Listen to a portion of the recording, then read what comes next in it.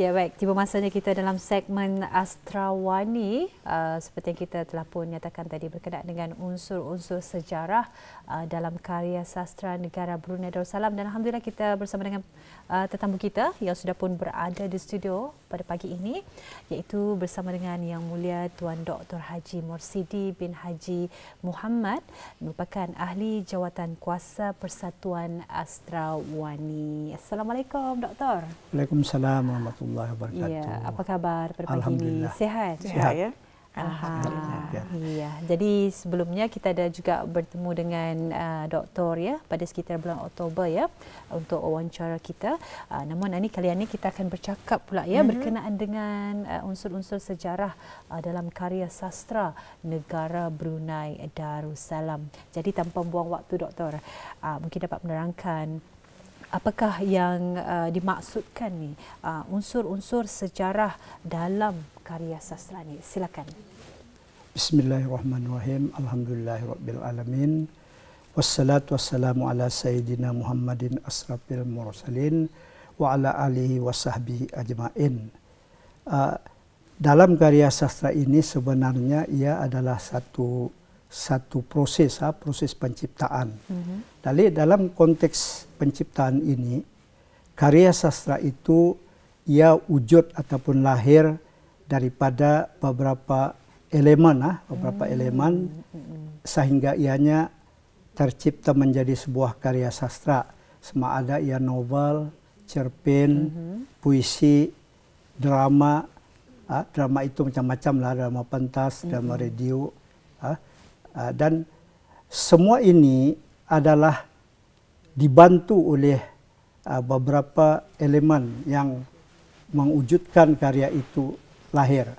Dan dalam konteks ini, hari ini, pagi ini, kita membicarakan unsur-unsur sejarah dalam karya sastra kreatif. Dan dalam konteks ini, kalau kita lihat bahawa apapun karya sastra sebenarnya ia wujud dalam konteks ada latar belakang yang menyebabkan ia wujud. Dan kalau kita melihat dalam konteks sejarah, artinya sejarah itu sebenarnya sentiasa akan menolong ataupun menjadi ilham kepada pencipta-pencipta karya sastra.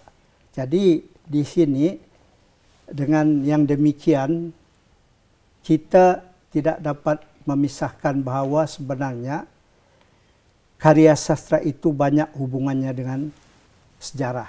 Walaupun mungkin ada orang berpendapat tidak semestinya ada sejarah. Memang ada sejarah. Betul. Sebab kalau kita ingin melahirkan sebuah karya sastra, kalau ingin melihatkan wujudnya karya sastra itu, mesti ada latar. Oh, ya betul. Latar itu ialah sesuatu yang akan menjelaskan. Misalnya di mana berlaku, bila berlaku, itu kan ada hubungan dengan sejarah. Betul. Di mana, bila, dan siapa pelakunya. Semua itu ada hubungan dengan sejarah. Jadi dalam konteks ini, seseorang yang mencipta karya sastra itu, sama ada ia lisan ataupun tulisan, ia sebenarnya ia tidak wujud ataupun tegak sendiri.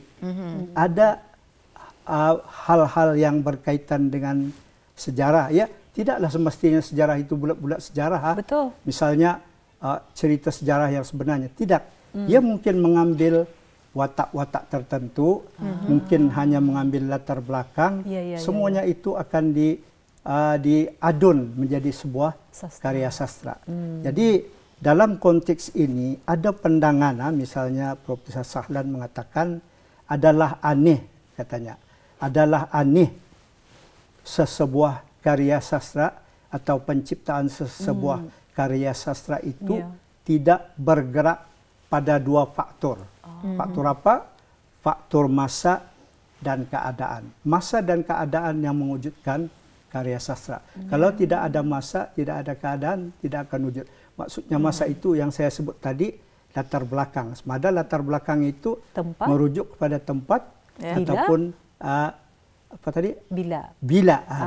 Semua itu ada hubungan dengan sejarah. Jadi cuma dalam konteks ini bagaimana pengarang itu mengaitkan sejarah dalam karyanya. Itu adalah tergantung kepada pengarang itu.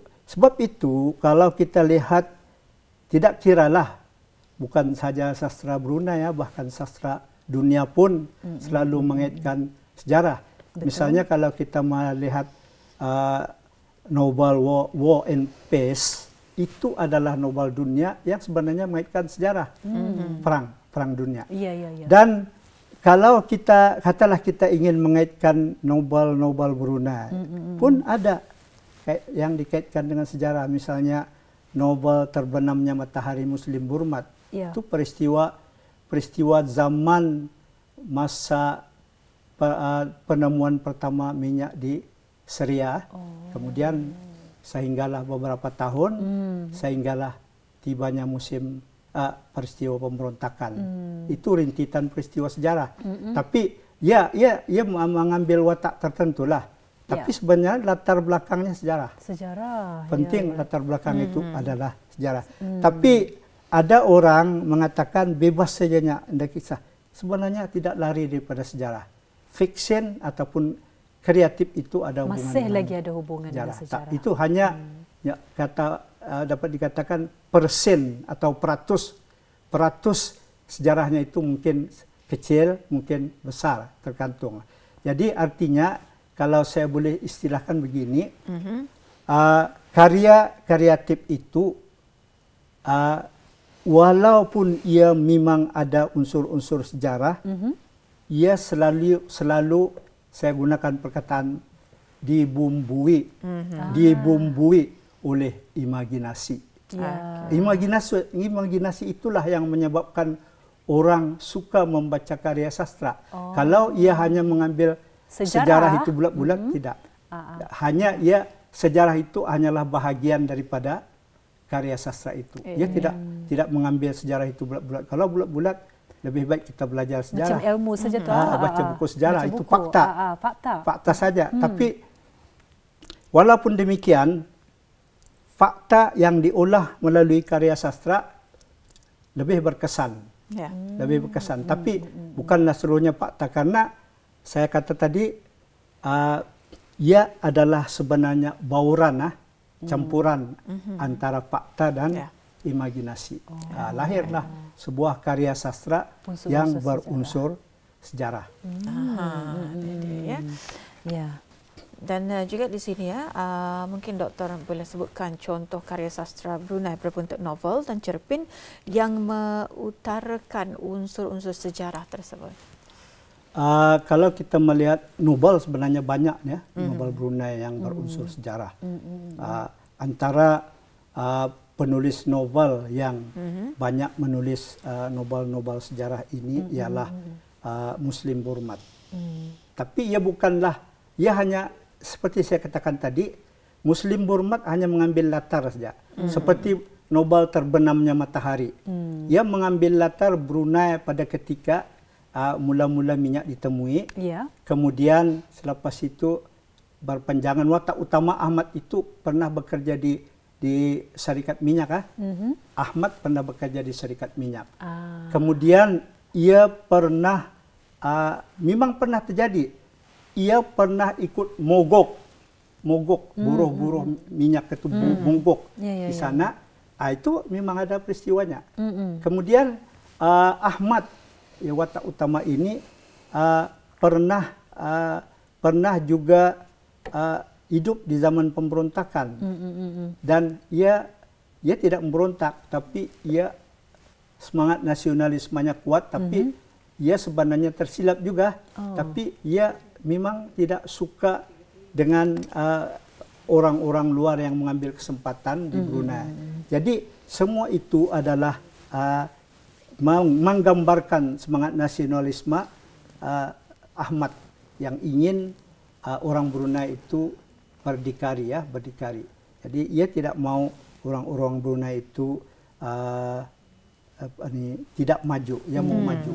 Jadi pengalamannya bekerja di syarikat minyak, padang minyak di Syria itu banyak menolong ia, membuka matanya, dan ia banyak bergaul dengan orang-orang yang bekerja di sana, buruh-buruh terutamanya. Dan kemudian kalau kita mengambil contoh lain, itu contoh sekitar tahun 40-an, 50-an, 60-an, 70-an. Kemudian ada novel yang mengambil latar masa yang jauh, yaitu zaman Spanyol menyerang Brunei. Tapi diceritakan dalam bentuk novel. Misalnya novel Pahlawan Pinggiran Sakam karya Saleh Abdul Latif. Novel ini mengambil latar masa, ini latar masa, kan latar masa 1575 hingga 1578. Tapi diceritakan oleh Saleh Latif dalam bentuk novel, dan ia menceritakan semua peristiwa yang sebenar. Tetapi sekali lagi saya sebut, tetapi dibumbui oleh imajinasi. Jadi di sana misalnya dalam novel Pahlawan Pinggiran Sakam itu, ia menceritakan tentang banyak ditambah-tambahnya, misalnya tentang perubatan Melayu, perubatan Islam, kemudian bagaimana seni silat. Kalau buku sejarah, ia tidak akan menceritakan orang bersilat apa tu, betul. Tidak ada.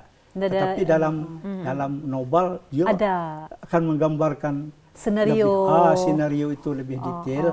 Maka ada bagaimana watak Pangeran Sakam mempunyai ketangkasan dalam bersilat. Kemudian watak Awang Pandin, ada satu watak Awang Pandin. Tapi Awang Pandin ini kalau dalam buku sejarah tidak ada nih. Betul. Ini tambahan saja. Tambahan saja. Awang Pandin yang mahir membuat ubat-ubat tradisional. Ada. Jadi kemudian lagi satu bab-bab dalam Pahlawan Pinggiran Sakam ini disusun mengikut hari-hari dalam Islam, hari-hari dan bulan dalam Islam. Misalnya Isnin, Selasa, bab sekian, Isnin, Selasa, Rabu, Kamis, Jumat. Kemudian disebut lagi Muharram, Safar, Rabiul Awal, Rabiul Akhir. Itu bab-babnya dibuat begitu. Jadi ini satu pembaharuan lah, dikira pembaharuan. Jadi ia akan menggambarkan tentang Islam itu kuat di Brunei. Betul. Jadi di sini bila Spanyol itu menyerang Brunei, secara tersirat sebenarnya Saleh Latif mau menggambarkan orang Brunei itu orang yang kuat beragama. Jadi ia tidak mau orang luar, terutama yang bukan Islam, menguasai Brunei. Jadi secara tersirat ia menyusun bab-bab pun dihubungkan dengan Islam, dihubungkan dengan Melayu. Jadi ini kan menggambarkan bahawa ia ingin supaya orang-orang Brunei itu tetap mempertahankan nilai-nilai agama itu, Islam, nilai-nilai budaya Melayu.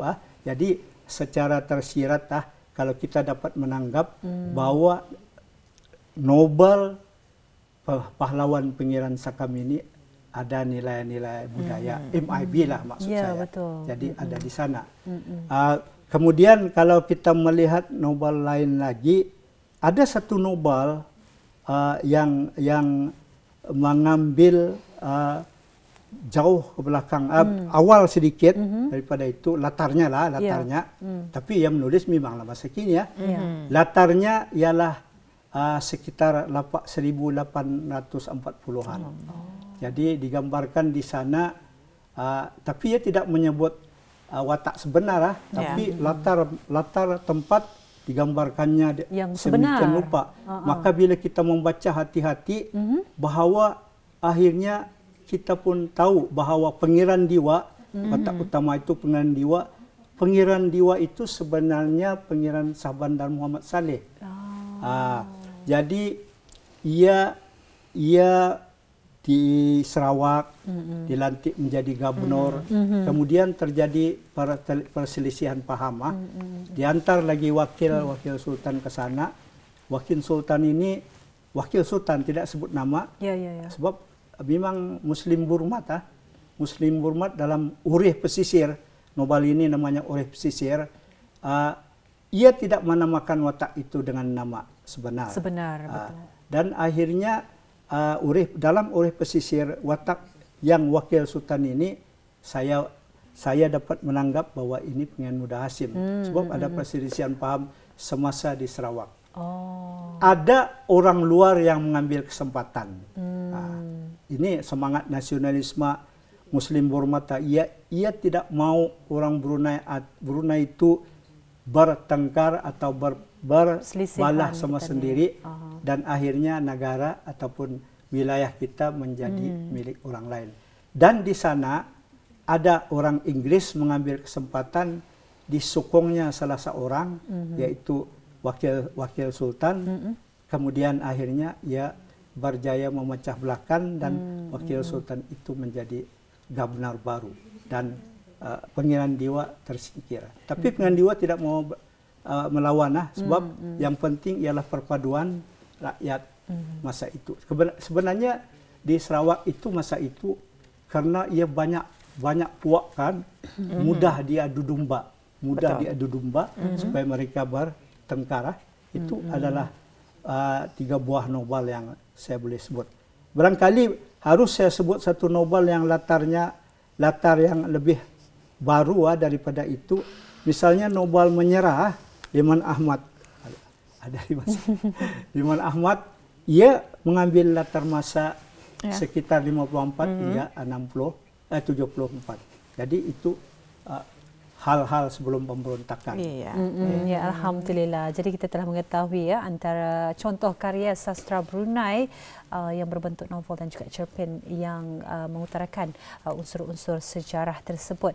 Jadi mungkin kita ada masa lebih kurang dalam 5 minit lagi ni, Doktor. Bagaimana pula tentang penulisan puisi dan juga drama berunsur sejarah yang dihasilkan oleh daripada penulis-penulis Brunei? Kalau kita melihat novel-novel drama-drama sejarah yang banyak menghasilkan drama sejarah ini ialah Pengiran Haji bin Pengiran Haji Muhammad Tahir. Dulu ia bekerja di Dewan Bahasa. Jadi antara dramanya ialah Limbang dalam Sejarah Brunei. Itu tajuknya betul-betul ada dalam sejarah. Limbang dalam Sejarah Brunei. Dan di sini sebenarnya ialah ia bentuk nostalgia, tetapi ia ingin supaya kita menyadari bahawa kalau kelalaian kita akan menyebabkan kita rugi. Betul. Wilayah kita akan diambil oleh orang lain. Itu satu contoh yang terbanyak yang disampat. Kemudian yang banyak juga menghasilkan drama sejarah ini ialah Rahman Yusuf, Haji Rahman Yusuf. Itu banyak tuh, Dang Semalindang lah, macam-macam. Jadi itu yang saya sebutkan saja. Barangkali sempat puisi silakan Doktor. Drama itu saja. Puisi ini ada yang menarik ingin saya sebut sebelum masa habis supaya tiga zona ini masuk. Dalam puisi di Brunei ini, penyair Brunei ini sebenarnya banyak menulis puisi yang ada kaitan dengan sejarah. Dan ada kaitan dengan sejarah, ada kaitan dengan semangat patriotisme. Semangat patriotisme, bahkan ada kaitan dengan nilai-nilai budaya, jati diri, dan semangat cintakan negara. Jadi kalau kita boleh sebut antara penyair-penyair yang banyak menghasilkan puisi-puisi yang ada nilai-nilai sejarah atau unsur-unsur sejarah ialah A.S. Esma, Adi Rumi Bin Mukti, Adi Rumi Bin Mukti banyak tuh. Kemudian Yahya M.S, agama aja, tokoh agama. Betul. Yang lain-lain misalnya Mahmud Damit, Haji Jawawi, kemudian Suib Haji Abdul Wahab. Saya ingin sebelum tutup, saya ingin memetik satu sajak yang sangat menarik pada saya, yaitu sajak atau puisi yang dihasilkan oleh Yahya Im.Is. Yahya Im.Is ini di samping ia menghasilkan puisi-puisi ataupun sajak-sajak yang ada kaitan dengan sejarah, ia juga menghasilkan puisi-puisi yang disekalikan sejarah, ada nilai-nilai budaya, ada juga tentang jati diri. Saya ingin petik saja sebelum kita tutup. Saya petik ini sangat menarik ini. Saya petik puisi yang diberi tajuk menyusuri tapak semusim. Saya ambil yang terakhir saja. Ini penting yang terakhir ini. Diungkapkan oleh Yahya Im.Is. Engkau kini barulah matamu terbuka, Wang. Ini sebenarnya pesanannya. Berlaunan menyusuri belahan yang tinggal di pasir. Tanda yang akan kau aji, kitab mana apa namanya? Di Lumut, di Limau Manis, di Terusan Kupang, entah lagi di mana memanggil gerak nadimu. Berinut timbul gambar-gambar yang baru di peta, membisikkan engkaulah waris bangsa yang agung. Maka janganlah engkau masih segan melangkah, membawa namamu jauh bernaubat di patarana alam. Bacalah ahuta cirimu, berdiri berkalasak berkampilan. Bukannya engkau kan malar di bawah peningkahan, mencari teduhan limbu di baruh di perlaluan. Kerana orang lain hanyalah jadi penonton lakumu. Jatuhmu, bangunmu, engkaulah pandai-pandaimu. Aku hanya mengingati, jangan dikau bergurau. Ini menarik pesanan. Ini unsur sejarah ada, nilai budaya ada, nilai untuk cintakan negara ada, terutama sekali ada nilai MIB. Jadi merangkumi semualah. Semua ada. Menyusuri tapak semusim seperti tadi.